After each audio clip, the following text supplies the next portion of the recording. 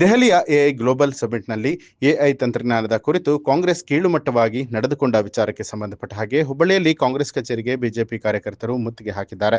ನಗರದ ಕಾರವಾರ ರಸ್ತೆಯಲ್ಲಿರುವಂತಹ ಕಾಂಗ್ರೆಸ್ ಕಚೇರಿಗೆ ಬಿಜೆಪಿ ಯುವ ಮೋರ್ಚಾ ಕಾರ್ಯಕರ್ತರು ಮುತ್ತಿಗೆಗೆ ಯತ್ನಿಸಿದ್ದು, ಈ ವೇಳೆ ಬಿಜೆಪಿ ಕಾರ್ಯಕರ್ತರನ್ನ ಪೊಲೀಸರು ವಶಕ್ಕೆ ಪಡೆದಿದ್ದಾರೆ.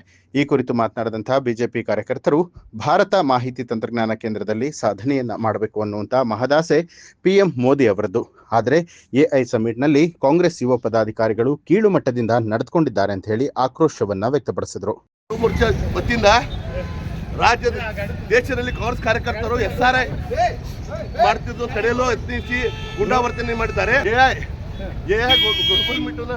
ಅದಕ್ಕೆ ವಿರೋಧವಾಗಿ ಅವರು ಈಗ ಗುಂಡಾವರ್ತನೆ ತೋರಿದ್ದಾರೆ.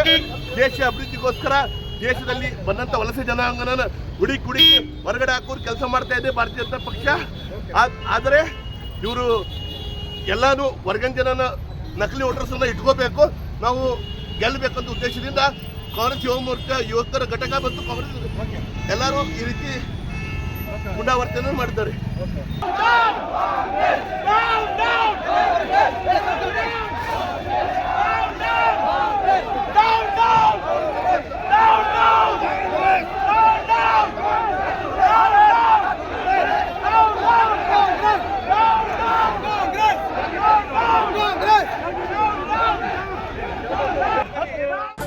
ನ್ಯೂಸ್ ಅಲರ್ಟ್ ನಿಮ್ಮಿಂದ ನಿಮಗಾಗಿ.